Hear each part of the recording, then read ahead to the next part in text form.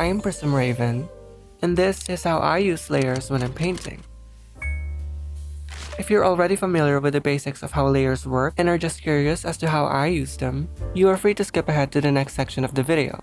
But as a bit of a primer for those who are just starting out, here is a breakdown of the Layers tab. This cross button is how you add a new layer. This symbol of squares is to duplicate your selected layer. To select a layer, you left click once or tap a layer with your pen once. You click or tap twice in order to rename a layer. You can make it visible or invisible by toggling this I button. This down-facing arrow is to move your layer down or further back, and the up-facing arrow is to move your layer up or forward. This sliders button is to access the properties, but I don't really use it that much, so it's not relevant to this video. A layer's blending mode is how it interacts with the layers underneath it. You can change the blending mode of a layer with this drop-down menu, which offers a wide array of options. Blending modes are touched on slightly in this tutorial, but it is a whole nother topic of its own, so it will not be the focus for now. The basic ones you'll need to know for now include normal, which causes no interactions between layers. They just sit on top of each other normally, as the name implies. Linear dodge, which I use to brighten the layers underneath, and multiply, which I use to darken the layers underneath. You can use the slider to change the opacity of a layer, with 0 being fully transparent and 100 being fully opaque.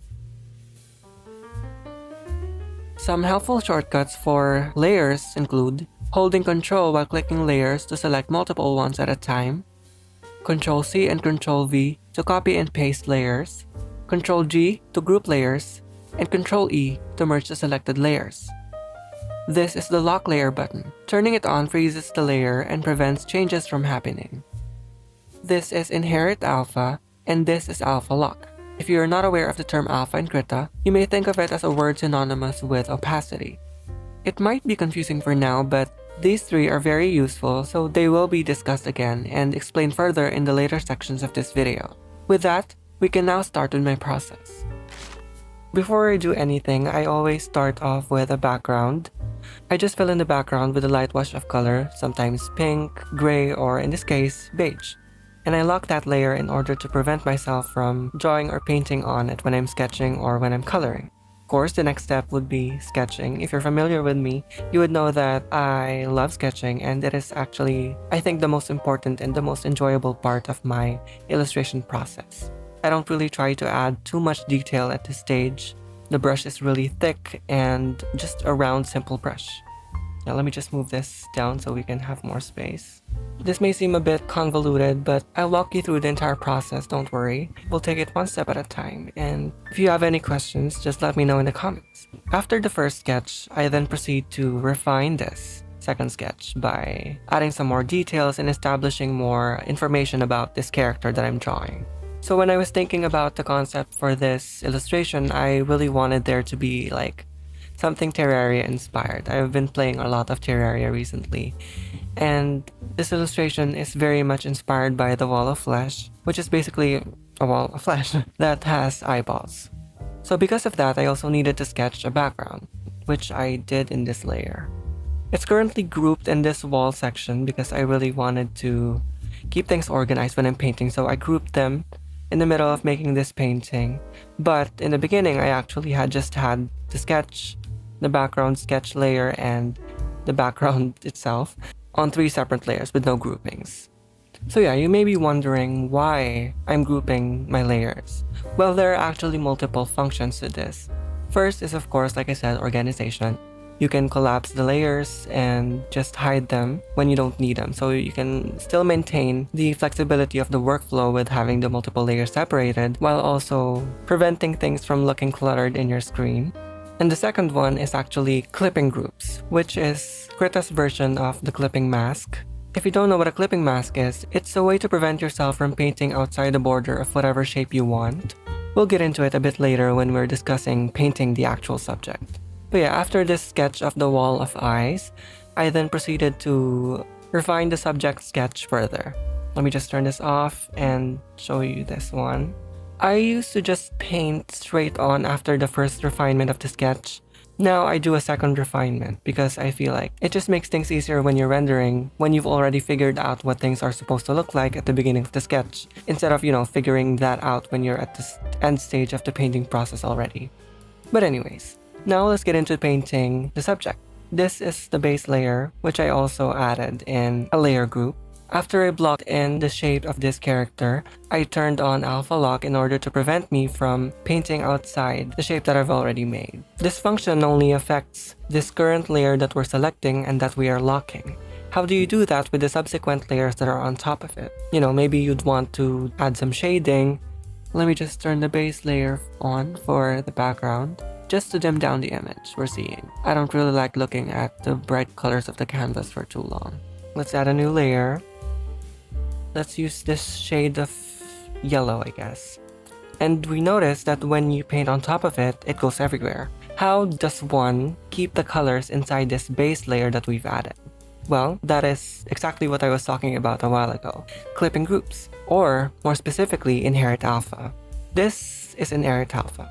This small alpha symbol in the middle of these three. Once you turn it on, the layer suddenly conforms to the shape of the base of the group. Using this clipping system, we are able to work with multiple layers while also maintaining the shape based on conformity to the present pixels in the base layer. That is how you can keep your process very neat and very tidy without sacrificing the freedom of brushstrokes. So yeah, that is how I do it. Even though this isn't the next layer chronologically and how it is arranged right now, what I did next is actually the bottom lighting. I don't really know why I started off with this one. I just felt like it was gonna be a very important thing in the final image, so I made sure to start off with it and just get it right in the beginning. I just used a lighter color compared to the base color, and I started shading the downward facing planes of this person. If you're wondering what brushes I used, I recently made a video about it. Go check it out if you haven't already. But I honestly just prefer using a round brush, if I'm being honest. After I added in the shapes of this first lighting, I then move on to the next lighting layer, which is this top lighting here. So far, these lighting layers have all been just normal blending modes. The subject sketch and the background sketch are all multiply layers. Blending modes are kind of important, but I also think that it's kind of a topic of its own, so if you want a video on that, just let me know. For now, let's just focus on the layer management itself. Now, when you're drawing humans with their skin, or when you're painting any material that is translucent and not opaque, it's typically suggested to have a layer of subsurface scattering, which is this bright saturated glow that is in the borders of the shadow and the light shape. In human skin, it's typically a orangey tone, because it is the mix of the fleshy tones within our skin, the anatomy underneath, as well as the lighting itself, which produces this warm glow around the really bright light shapes that we've had. It's very prominent in the ears, because our ears are very thin and light passes through them very easily. Let me just zoom in so you can see more of the details. Yeah, it's very prominent in the ear. I also added some in this nose area, and yeah. I also added a gradient layer just to sort of brighten the bottom of the image. It's just a warm yellowy color. It's really bright and is opaque at the bottom and becomes more transparent as it goes up. This is the gradient tool if you're wondering. You just drag it and you make a gradient. So yeah, as you can see, so far all of our layers are set to inherit alpha, which just makes everything look so satisfying and clean. If I were to turn it off, it would look like this. It's very important and very useful and very easy to set up, so take note of it.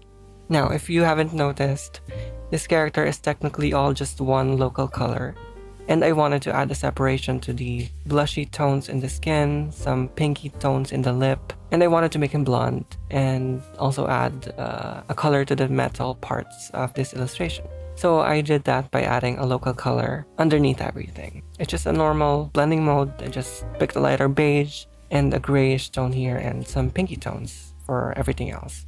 As you can see, even with some simple layering, it's already coming together to make the image that I want. Now at this point, I wanted to add more dimensions, so I added a shadow layer to add some depth.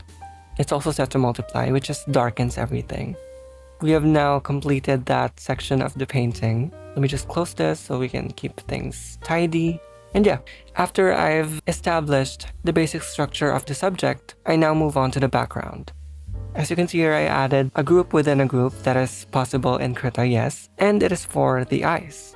I started off with the sclera, which is the white part of the eye, and I use it as a base layer like the others that I've established.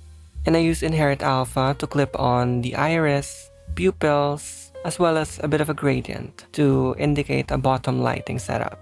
Kind of like imitating what we have in our character. Maybe it's kind of like suggesting that there is a brightly warm colored floor that is reflecting that really bright light that is coming from above onto the lower planes of our subject and even these eyes on the walls. After that, I then added a bit more shading, some light layers. It's a linear dodge layer, which is, again, I don't really want to get into the specifics yet, but to keep things simple, its function is to lighten what's underneath it. I set the opacity to a very low number just to keep things subtle for now. And yeah, I focused it on the lower planes of the eyelids, again, to sell that look of the underlighting. Intuitively, the shading layer will then be the opposite planes of that, which is the upper facing parts of the eyelids. As you can see, with those very small, subtle hints of lighting, we are able to establish form. That is the basic rundown of the shading for the entire painting actually. The structure is already there. We just need to work on top of it to build more contrast, to really sell that form and that lighting, and to add some drama with some colors. The next thing I worked on is the glowy aspects of the illustration. I learned this from Lowish. I use now a texture brush to add my glow, and it's just set to a light and blending mode, and I used this brush to add some textured reflection on top of the really bright, almost white highlights that we've added to the character. I placed this behind the subject, by the way, just so we can prevent that kind of overlap.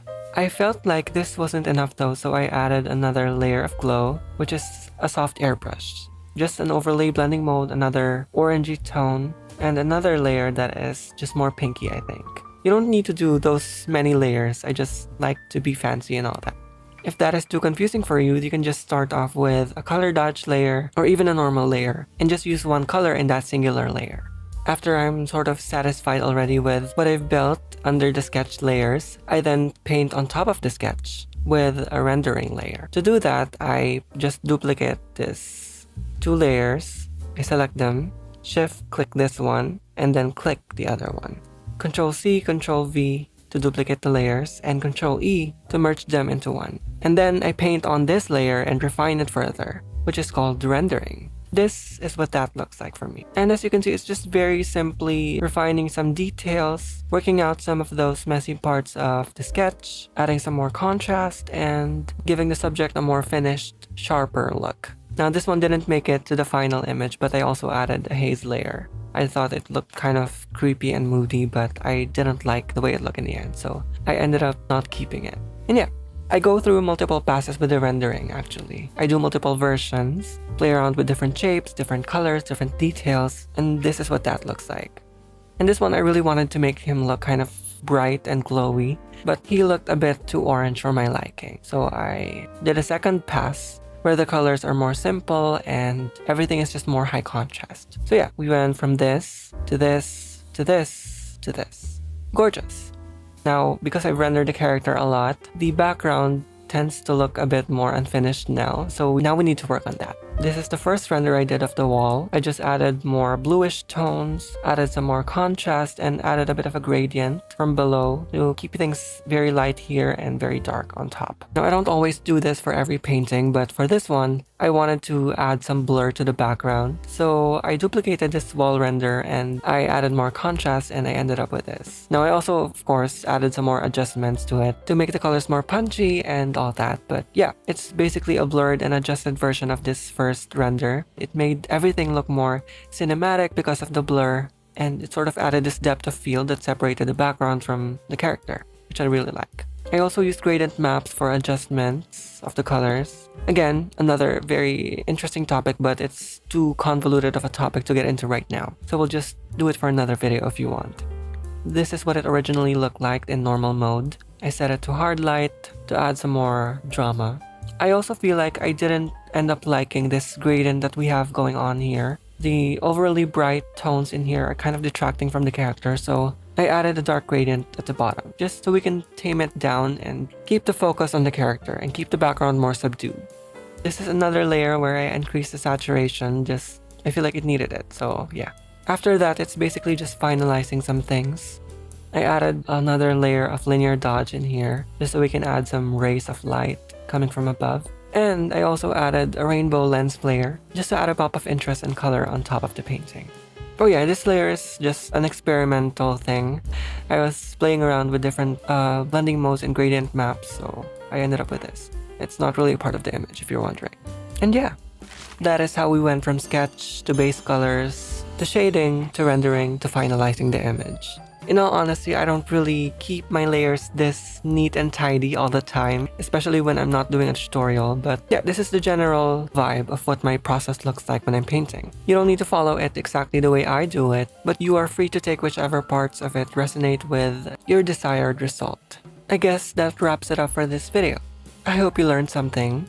If you're curious to know what I learned in my 8 years of making art, you can check out my most recent video about it. Thank you for watching, and I'll see you soon. Goodbye.